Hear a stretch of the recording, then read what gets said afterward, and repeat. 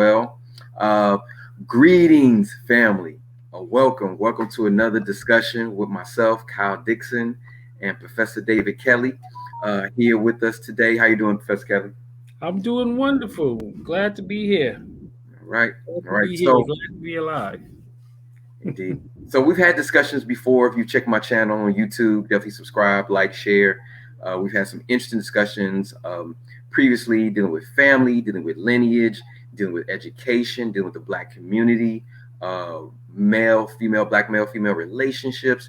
So today I want us to talk about assets, right? Mhm. Professor Kelly and I were talking recently, and we were sharing about the importance of passing down transferring assets to your children, to the rest of your family, because everybody talks about hot topic now is generational wealth, right? And what does that mean? How can we define that for ourselves and the people that we so-called care about? But then when it comes to necessarily passing down wealth, the stats say on average, whether it be a Black or white family categorized in America, that it only takes about if two generations for that wealth to dissipate, like to Mhm. just exhaust itself, right? Yeah. So that's the issue. So we want to talk about it. So, Professor Mhm. Kelly, I know we talked about it the other day in reference of just like the importance of that, but like even how they even begin to acquire that wealth to be able to pass down, Yeah. right? The problem with generational wealth is that we really stumble onto it. We never had a plan from day one. And let's Mm-hmm. say, most of us, we go to school, we get a decent job, and we were fortunate enough to land a single family home. So you land a single family home, you pay off the mortgage in 30, 40 years, and the house is free and clear of a debt, and the family member comes around after you pass away and say, "Oh, I own a home." But owning a home is a number of steps attached to it. Number one, is your name on a deed? Who name is on that deed? Number one. Number two, if there's a mortgage, are you a payee on the mortgage, something of that nature? Any way, Mm-hmm. shape, or form. All of those things comes up. So it also comes down with, many there's maybe violations on the property or liens on the property or something like that. And you may be a co-signer on a lien or something like that. There's a Mm-hmm. number of ways we can see generational wealth becoming a problem. Now, the biggest problem here is that how do you pass that house on to that child?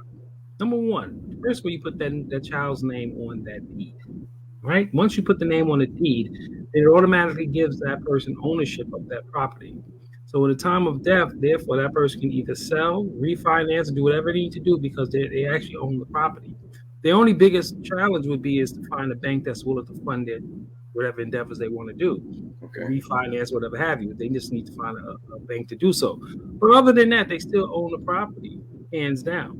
And the problem with us when we come in our communities, we don't pass along generational wealth in the way it needs to be passed down. Number one, it needs to be passed down in the form of a deed is one. You can also do what we call a trust, or you can also do something you can air it out in the form of a will or something like that. So your will is just as good as the deed, is just as good as a trust.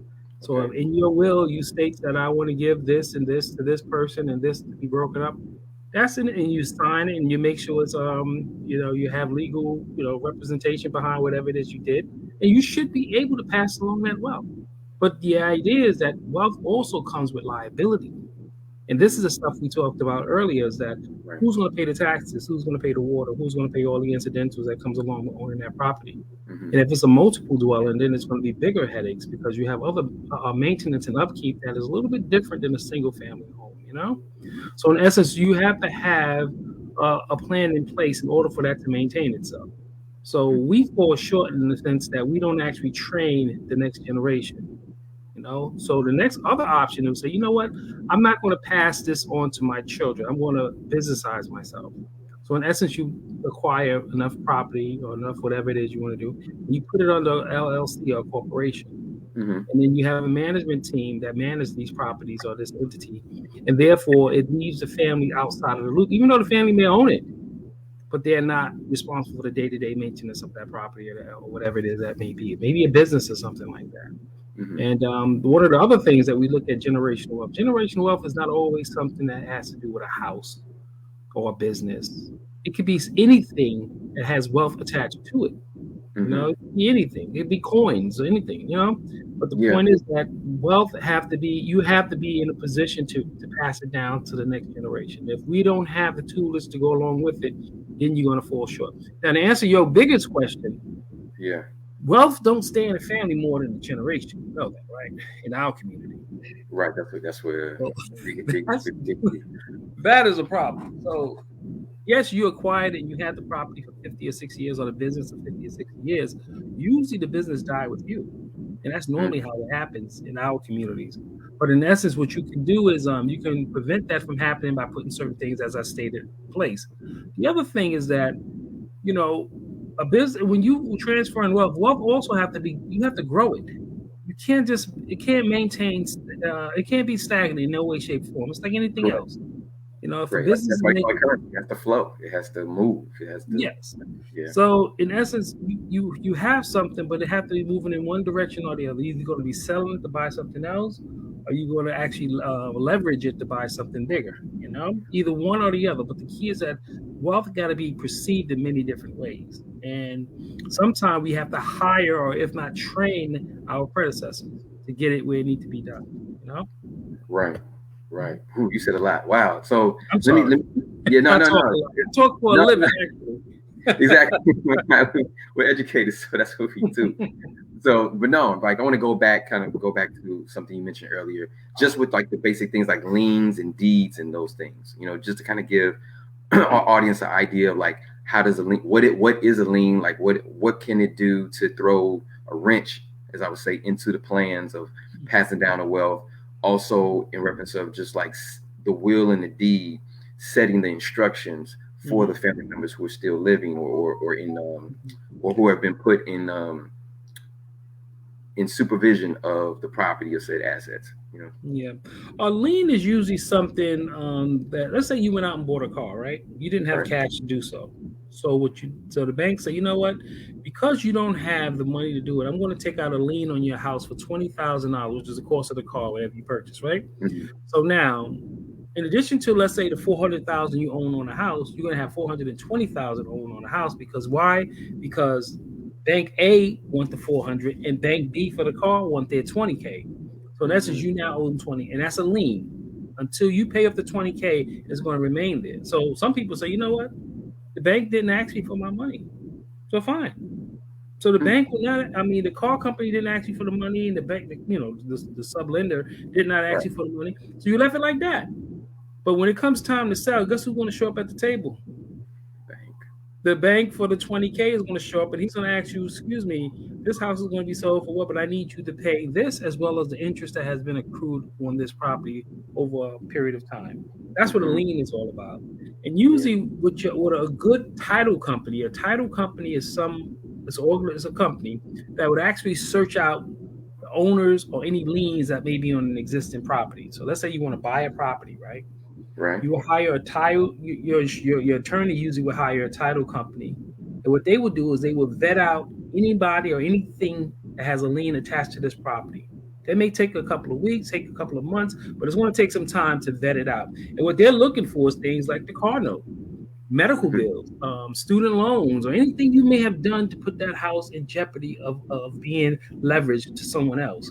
Anything you've done, that's what a lien is all about. So, in essence, most people who are smart about it, they don't put liens on a property unless the lien itself generates income. So, for example, you bought a regular car for you to run around the neighborhood with. That's cool, Mhm. but Right. that's a debt that does not generate income.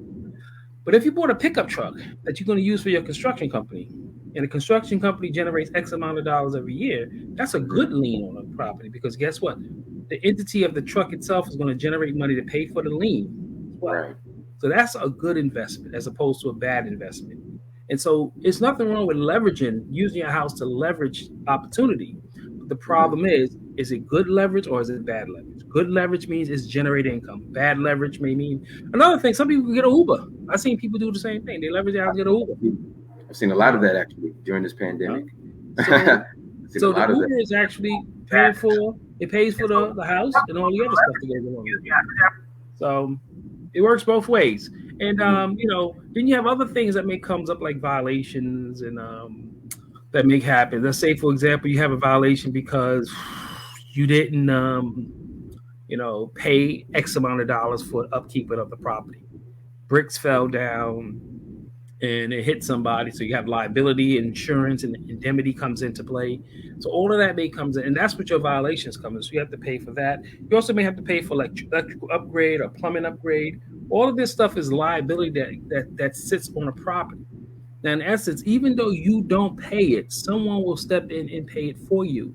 As in New York State, what we do here is that, let's say you got a broken window, right? And Mm-hmm. there's a person who's living there on a fixed income or subsidized income, right? Right. So the city would say, you know what? Mr. Dixon is not going to fix this young lady's window. So you know what we're going to do? We're going to use the city's resources to fix her window. And you think that, oh wow, the city stepped in and fixed her window. Right. And you Right. just say, you know what? Let me continue to collect her rent. Great. Right. But at the time of sale, that comes up. That's what we call a violation. And Mm. actually, it comes up because even though you didn't pay it, a violation can be as much as 3 cents a day. Most people don't know that. Wow. It accumulates. So you let 20, 30 years go by, it accumulates. Every now and then, what I do is I contact the city agencies because I usually have violations with, like, environmental protection, like things like trash removal. I usually have things like that. Always have environmental problems, right? So what Mm-hmm. I do is I call them up every now and then, and I see if I got a violation, because every violation don't make it to your desk. You get a Right. violation. Oh, Okay. we lost it in the mail. It didn't come to your email. Something that I didn't know. So I'm sitting here. Let's say that violation happened in 2016.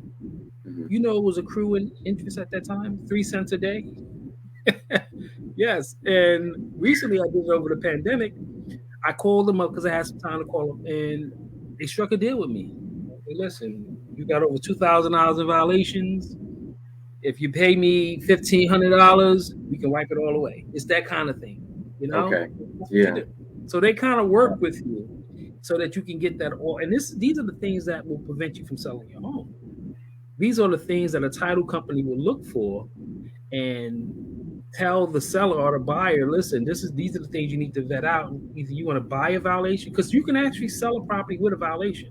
I purchased a property with a violation, Mm-hmm. and it's okay to purchase the violation, but the bank is going to say, listen, I know you got a $30,000 violation on your head, so what I want you to do is have that guy give you a 30,000 in credit to cover the violation. So Mm. the person who's selling it is going to give Yes. you a $30,000 credit, which is really $30,000 to cover your violation. You just made up a number. It's 30,000. When in fact it That- could have been 2,000. So you Yeah. cover that, and then the bank say, all right, fine, you're going to get 3 months to cover the violation. So the insurance company will say, all right, you want to cover the violation, so they'll come back in 3 months, make sure the violation is removed. So you can it doesn't prevent you from moving, but it's an alarm that lets you know that this can't move forward unless there's actually a course of action that needs to be done. And the course of action means we can remove it over after time, or we can actually prevent you from purchasing it because of the violation. It works both ways, you know. Yeah. Wow. So wow, dang. Thank you for breaking that down because again, you don't know, and that goes into my next question. Like in reference of would it be real estate or whether it be just assets in general. How do we know what we don't know? Like, how do we begin to learn these protocols on Mhm. checking things, even before it gets to what I like to call the danger zone? Family, Mhm. I call it the danger zone. So for me, the danger zone is when they say sugar honey iced tea hits the fan, right? It's like it's dire situations, and a lot of times, unfortunately, in our communities, it takes a dire situations for us to react. When if we Yes. known and been proactive, it may have still happened, but not as detrimental in that time. It could have been prevented. So, like, Yeah. how do we know that we don't know to get around? I guess get Well, around, handle whenever the you're information. doing anything, I don't care if you're buying a franchise like a Taco Bell, or you're buying a gas station or a home or anything, even if you're buying a bike from someone, Yeah. sometimes you need to get legal representation.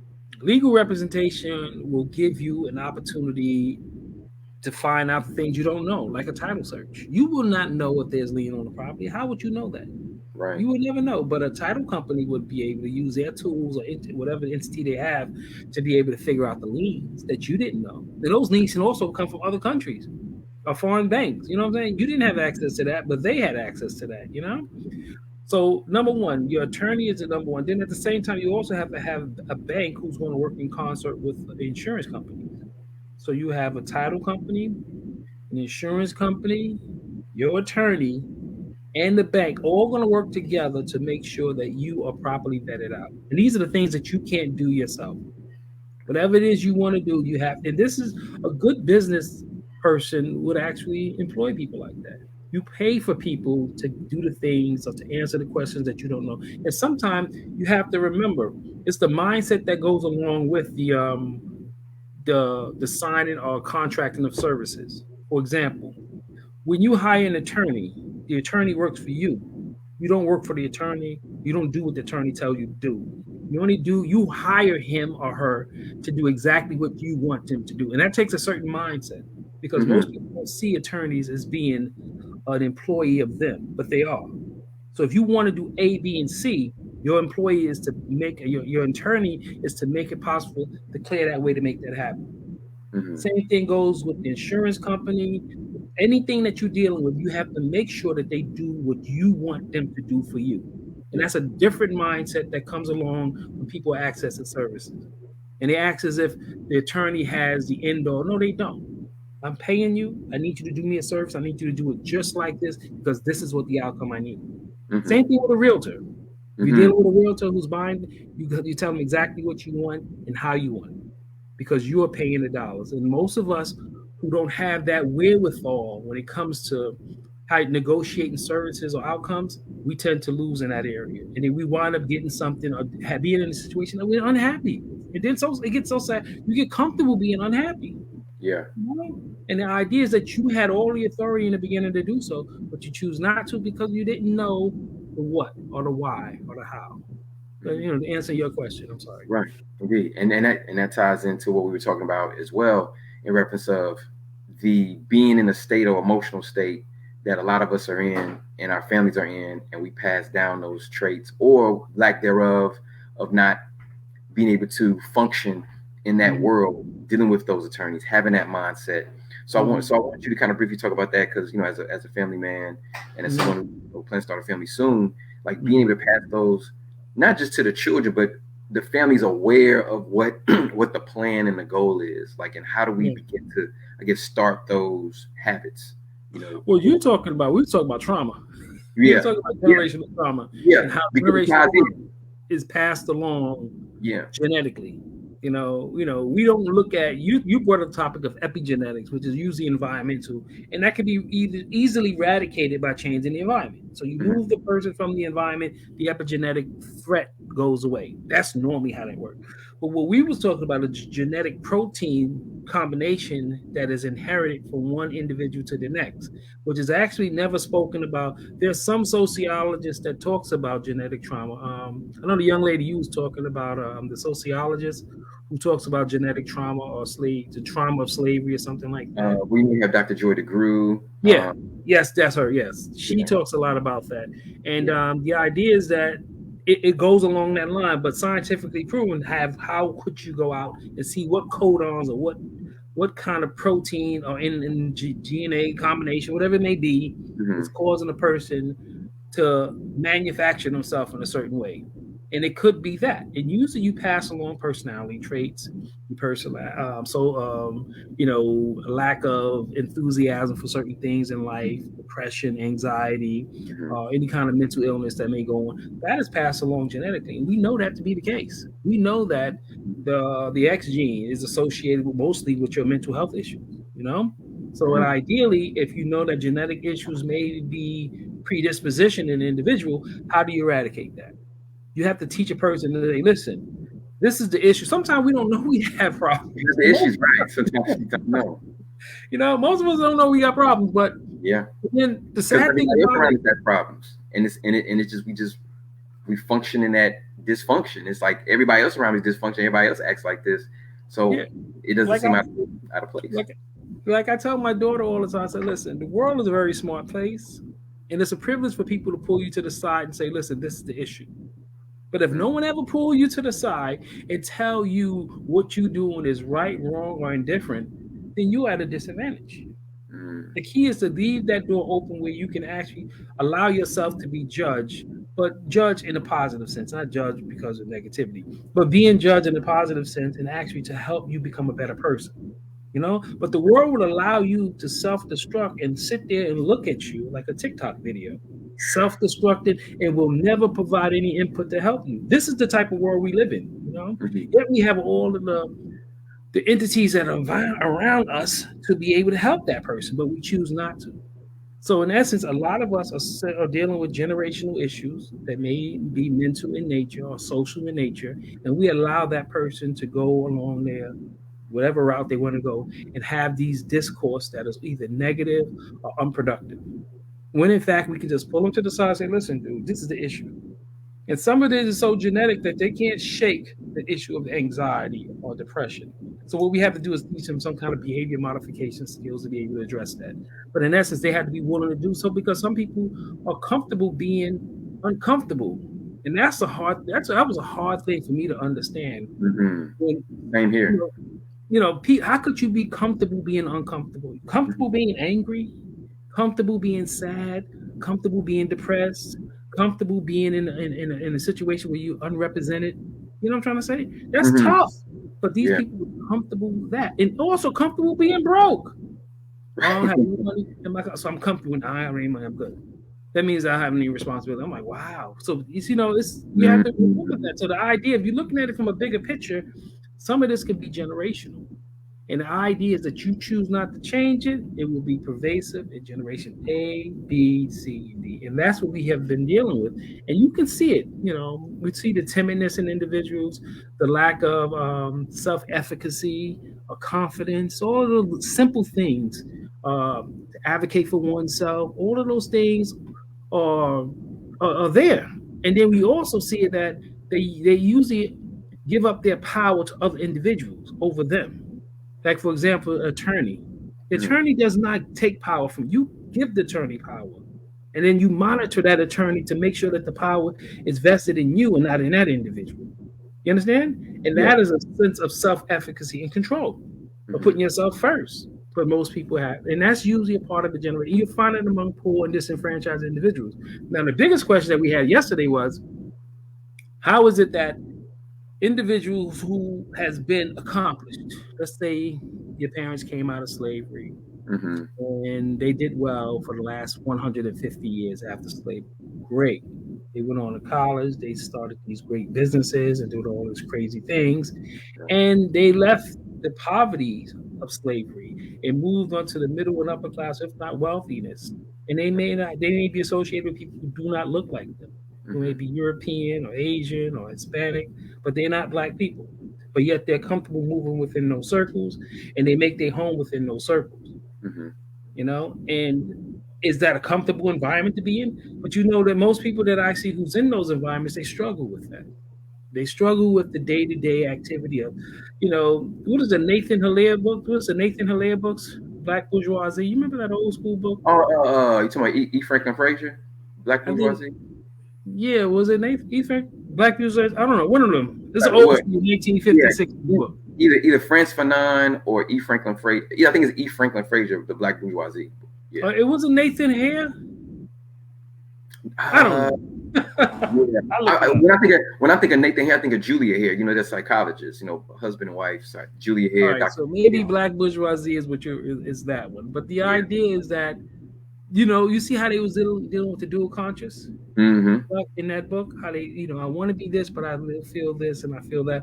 That is the case. That's an example of generational stress in the system.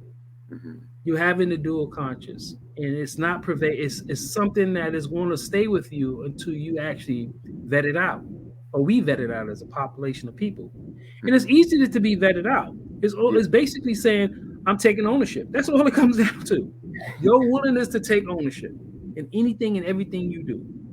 And it's not to say that you want to be angry or disrespectful towards people who are in authority or power. No, you don't. You just say that you want to be an equal player in the field. Mm-hmm. And once you have committed to that, then you can be, your past is not that much of the worry. Yeah, I came out of this environment, but it doesn't make me as a person. I change who I am. I'm now a better person, and you grow as a person. But that's the problem we face as across the board. It doesn't matter if we have education or not, wealth or not. We still have that dual conscious, as Du Bois talked about years ago. You know, Hmm. scary Yeah. environment.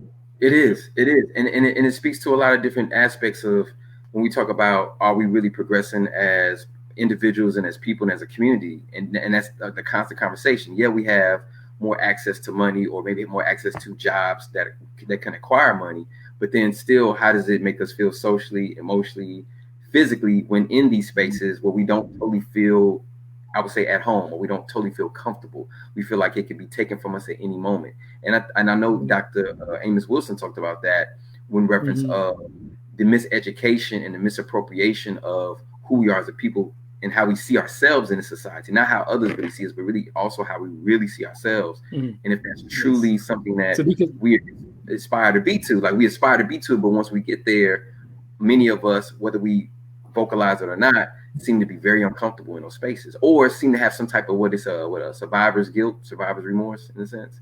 Like I made it, or this small part of my um, peer group made it, but then I have relatives and friends who are still in a certain social and economic depression. You know what I'm saying? That I yeah, don't have the answer yeah, to, and that's another thing that we feel like we don't have that uh, uh, yeah. the education or the awareness to be Mm-hmm. even help bring those people out of that. Like I did it, but I don't even know almost how I did it. So, Yeah. you know, But the that's, idea is that you got to let that bag go. mm, Just because you have done well for yourself and they haven't, that's not your responsibility. You can't save the world. Your job in this world is not to save the world. Your job in okay. this world is to become the best version of yourself, right? Now some people That was think the some people buck against that. It's like, well, what, aren't we supposed to save the community and help the community? So, no. There was a research study years ago back in the 90s that talks about the middle class responsibility to the lower class. In America, we don't do a lot of talking about classism, but we are a very classist country. And that's there lies the challenge when you see people doing certain things that you may or may not approve of, because we don't talk about class in the United States. But class is a real issue. And you see it among people who deal with racial and cultural and ethnic groups. For example, you may get a black guy who doing things that are quintessentially not black, like snowboarding yeah. or you know skateboarding or going skiing. That's I, not quintessential African American activities. But when you yeah. see that person do that, then you feel like, oh, what's going on here? When in fact, that person is he's a part of a certain class of group of people. It's a class Mm, structure, and that's how we should measure people. We don't measure people on the color of their skin. We don't measure people on on their racial or genetic background. We measure people on who they choose to be.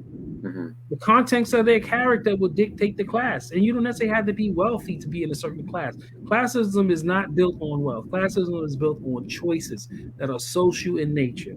For mm, example, you choose to do this because you're a part of this class of people who choose to do this. And the thing about classism is that it's not a stagnant situation where you may be in class A on this entity, but when it comes to another entity, you in class B and C. It's like being in high school. You know, you may have AP math, but beginning science, you know, right. or your Yeah. reading may be mid-level. It's like that. So Yeah. classism is what we that's the more human way of looking at people. It's putting people in entities that reflects who they really are. And Mm-hmm. just because you black, white, Hispanic, or Asian does not mean you should be in a certain class. And therefore that creates the strife. Oh, they selling out. Oh, you acting like you better than you know what I'm trying to say? But it's Yeah. not about that. It's all about class choices. If you like listening to Bach and all of those crazy old school classics, that's you. I choose to listen to R&B. That don't Mm-hmm. make me any different or any better. It's just that it's a different class of whatever it may be. You know? Difference. Yeah. And Difference. we have to let that bag down. We're not saving anyone. And I'm getting back to the research that I was talking about Yeah. in the 1990s, was talks about does the middle class helps the lower class? The middle class, if they did a study of people in the middle class and they said, are you willing to go back and help your sisters and brothers who may not have made it, and help them get a way up? Cool. And the lower class stated, "No, I don't want them." The lower class did not want to be associated with the middle class because the middle class spend most of their time working. and dealing with responsibilities that the lower class did not want to do. Mm. The lower class was wanted to be a part of the upper class, the wealthy class, who spend Wow. very little time working and more time doing themselves. You know, I read this in numerous like articles, like throughout the years, as far as like say dealing with the economic classism, especially in America, the dynamics that the lower class doesn't want to work and the wealthy class doesn't want to work, but Yeah, one class has work being done for them where they're acquiring assets, where the other one they have to do it themselves, but they don't want to. Well, ideally, they don't want to work. So it's like it's a ill paradigm. You know what I'm saying? Like. I don't. To be honest with you, I don't see him as any different. I see a wealthy and a poor person is equally the same in the United States. Because Mhm. what is poverty in the United States? There's really, when you look at the thin line between poverty and middle class and wealth in the United States, it blurs the line. It does, Because a person who in poverty, and it's you relative. know, no education, parents may be strung out on drugs, born in jail, right, can Hmm. rise to the level of being a CEO of Amazon. There's no stopping. So a person born in poverty could rise to the highest level and become wealthy if they choose to. Yeah. It all depends on their willingness to do it. Same thing with a middle class person. Yeah. So, you know, a wealthy person to be middle class, to be honest with you, is one of the hardest things to do because the middle class is always taking a beating. We take a beating when it comes to taxes. We take a beat when it comes to transportation and all the other. We can actually keep the world moving. The gas Hmm. in your car, your mortgages and your taxes, and those are middle class people paying that. Wealthy people don't buy homes; they buy it through a business. You know what I'm saying? They're Hmm. buying oh, so and so just bought a $5 million home. Did he really? Or did he buy it through a business or through a business entity?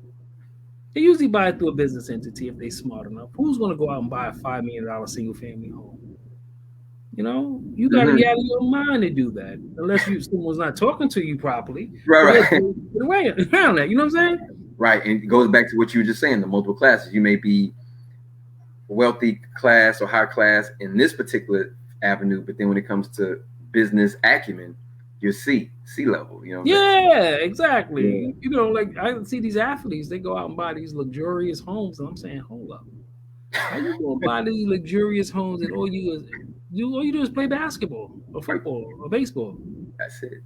You better find another income, dude. Yeah. Literally, you um, better, you you better. know, So, I and you mentioned something too, Mr. Professor Kelly, earlier, and I think maybe the audience may have missed it. I caught it, but it was a what they call a bar. I call it a bar. You said that sometimes people take on attitudes of not really wanting to do anything because it's no responsibility.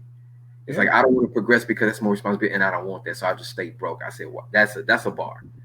Yeah. That's a bar. Some people are comfortable being disenfranchised because they can feel the pain. Part of when you got a couple of dollars in your pockets, all your bills are paid, you don't really feel any pain. You feel like you're in this airy place where there's no leverage. Everything is taken care of. And some of us enjoy that. Those who come from something that they didn't like the pain. But when you poor, it's okay. Oh, this bill is due. I ain't gotta pay. It's something to think about. It's something to do, and they're Mm, comfortable with that. You know, Wealthy people have the same problem. They're always running behind in the circumstances that they are in because they're always worried about this is going to come up. I have to wait for this deal to come through, and they're dealing with the same thing as the poor people because mm, poor people and wealthy people, in my mind, have the same quality of life. They deal with the same quality of issues. There's always something going on that is usually challenging on multiple levels. And then they realize in the very end, it was never about them. It was always about the entity, the larger part, the larger picture. And that's where mm, middle class people comes into play. We start to realize that middle class people technically what we do is we spend most of our time working and acquiring things, buying things, right? right. But once we finish that at the age of 60, 65, 70, when we start working, we realize it was never about that. It was all about the quality of my life. So let's go to Florida and die in some warm weather, as opposed to sitting here and build up in this what we call it the educational and career world that really was a fake world because it really Mm, wasn't about paying your bills. It wasn't about getting education or buying things. It was about quality of life, and we don't learn that until the very end. You know, Mm. it's That's scary, but sad. Yeah, that's an interesting point because right, like especially during this pandemic with COVID, I think a lot of people begin to, even myself included, begin to reassess like what am I moving around for? What am I making this decision for? Why am I like say choices? Why am I choosing this? Why am I choosing that? And I think many people, if they were brave enough to really face it, start to realize like, hold on, why am I getting up at so and so in the morning working 18 hours, or I'm just exaggerating, family, but 18-hour shifts, and then I come home and I got a nice home, but I'm not even able to sit comfortably because I got to get up the next morning. It's like, what Yeah. am I doing all this for? Like truly, It's like all about quality of life. Yeah. yeah. I'm at that point in my life where I'm in my middle ages of life, and I see it clear as day. Anytime I try to involve myself in something, it's like, where's me in the process? Mm, I always ask myself, where is me in my health and well being in the process? Because if I can't have my health and well being in the process, I'm not running myself ragged for this. We went to school to get an education that really didn't benefit us. You know what I'm saying? Because there's no one. It's a conversation I had with a friend this morning. No one have really been benefited from this educational system other than to get a job. And if we did get a job, we was hopefully to make a couple of dollars. And if we did make a couple of dollars, we was hopefully make it rich off of this. But you're not going to make the money off of your education. You're going to make the money based on whatever it is you've done outside of your education. That's where it's going to come from. And it's mm, not going to be related to the degree that you really went for. I don't care if you became a doctor or a lawyer. If you was a lawyer and you made all of these millions of dollars a lawyer, it wasn't had to do with your degree. It had everything to do with you got outside of your degree that you learned, the slickery that you learned, the usury that you learned, and the association that you met outside of your degree that helped you get to that point. You know, mm, so in essence, it's not really about the education. It's not really about how much money you make. It's all about the quality of life. And most of us are, we are so bent until the very end. Oh wow, you got high blood pressure. You got diabetes. You got to slow down. You got weight issues. You knew that 20 years ago, but you choose not to. Oh, I want to go with the job that's paying me more money. It's not about the money.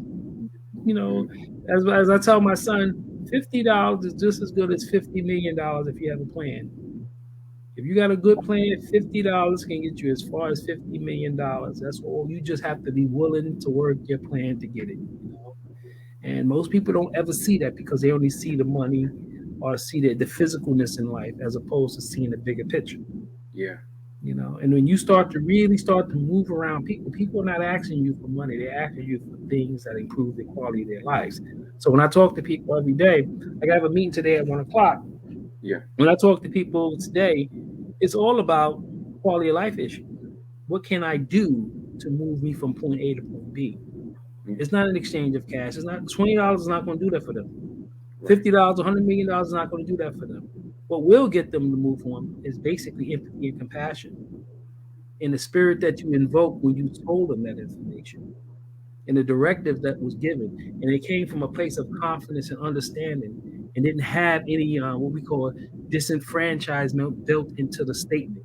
So, people Hmm. can pass along environment, but they can also pass along poverty and stress and depression on their environment and their advice. But when you're coming from a place of confidence and health and well being, and you're invoking that information.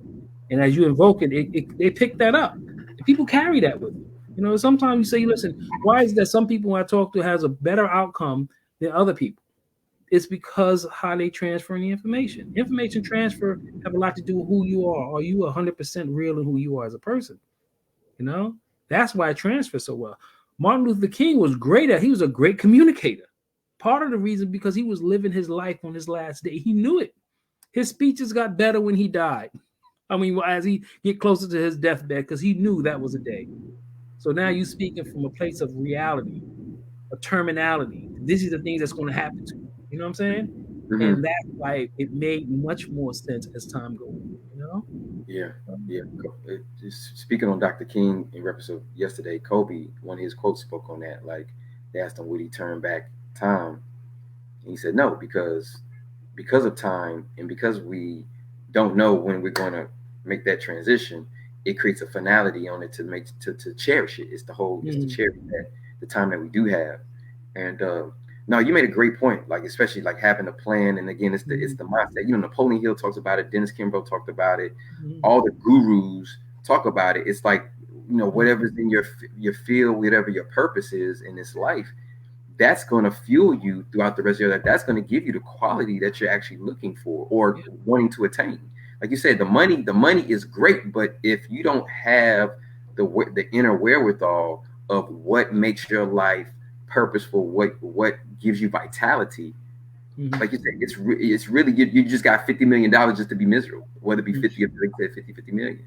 What I say before is that the money is the least. If a person is in your life because of money, Yeah, remember we said this before. I remember this. That is Yes, the lowest common denominator enter to anyone's life or entity in their business. You come to me as a consumer or a buyer, or whatever it may be, or seller, and you come to me to buy and sell, the exchanging of goods. Do you care about that person? You don't care about their name, their health, their well-being. You don't. It's just an exchange, right?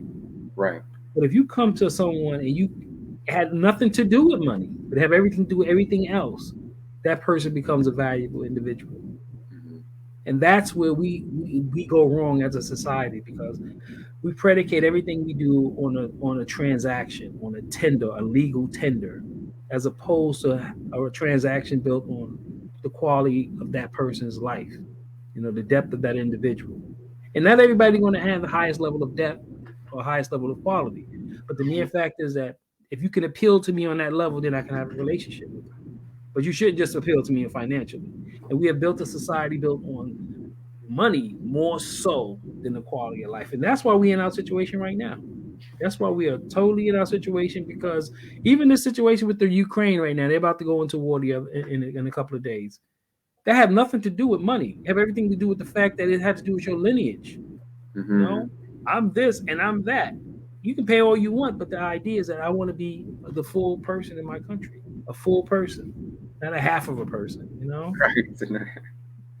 That's real. Wow, brother, Yes. Professor Kelly, man, this is a great talk. We could definitely go on family drinks. We got a busy day. Like I said, we out doing our thing. We're out doing and planning and making quality of life decisions, choices. So, but to end it, Professor Kelly, what's one thing that you can leave the audience with, just like a way to maybe start, because many people may be in those situations in their family or personally, and they just don't Mhm. know kind of okay, how do I begin to pass down not the traumas of our family or our situation, but the treasures. I think the first thing you want to do is be honest with yourself and accept the fact of who you are as an individual. Accept the fact that who you are, and then you make a dedication to yourself that you want better, you know, or you want to improve. Or even if you don't, maybe dedicate yourself to maintaining who you are. That's okay. The world has a place for people who are not doing well. It's good. There's nothing wrong with being a person in an undesirable position. We accept that. You're just an undesirable position. It's okay. But once you have realized and have reckoned with that circumstance of who you are as a person, then you can choose to grow if you want to or not. But don't ever try to be more than what you are if you did not put in the actual work to become more than what you are. And most of us, we misrepresent ourselves by appearing to be something when in fact we're not. You Right. know, be honest first of all, and it's okay to not be where you want to be, because guess what? When you get where you want to be, you're still not going to be happy. It's Hmm. still is not the human being is one of the most inconsistent individuals in the world. We are never going to be happy and content. So if we say we want to be A, B, and C, I want to take a vacation to Hawaii. Once you get there, you be like, oh man, that was a 13-hour flight. I hate that flight. You're not even happy because you worry about the 13-hour flight. Then you're thinking about once you get there, oh, I got to do that. You're not going to be happy. So once you have reckoned with the idea of who you are and what you are as a person, then you can start building. And that's what I tell most young people that I deal with, is that you have to be honest with yourself. And young people, because you don't know, because you're still growing as a person, you have to be honest in every aspect of your life. And if you sit here trying to cut corners and try to get over on people and it's going to get back at you. Like I was Yeah. telling this gentleman when I was at the gym this morning, he was talking how bad the communist system is. I said, listen, buddy, the capitalist system is just as bad as the communist system. It's just a matter of time where it catches up to you. Hmm. Communism hits you right in your face. But capitalism is something that you realize later on that, oh, wow, it wasn't that good. Like things like Agent Orange, fossil fuel, uh, Hmm. the internet. You realize it may be fun now, but guess what? It catches up to you eventually. And that's what capitalism is all about. You may think it's bad, I mean good, but give it some time to see what happens. And it's just as bad as anything else. Because we thought that cigarette smoking was good, right? Oh, it Right. relaxes you but look at cigarette now in a free will society. Same thing with Right. alcohol.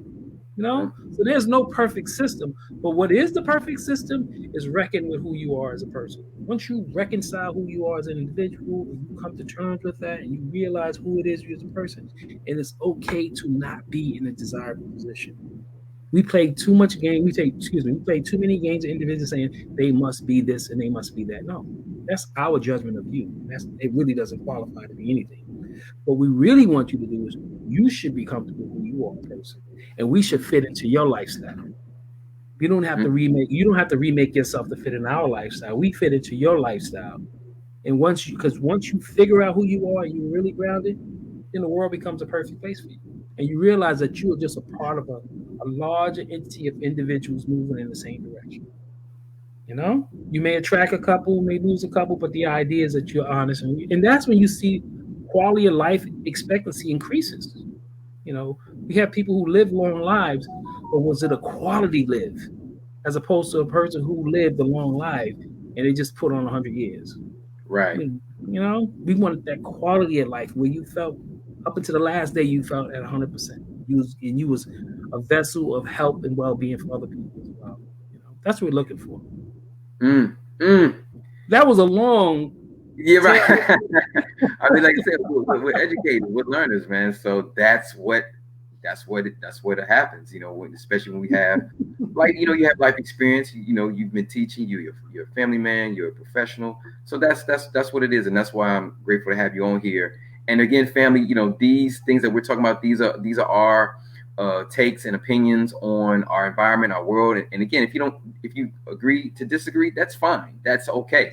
You can put that down in the chat and we can have a discussion. That's what we're here for. We're not saying we're the authority figures on any of these things, but these are our perspectives on what we want to share with you all to maybe get you into a mind state or a place where you maybe want to be or you didn't think that could exist.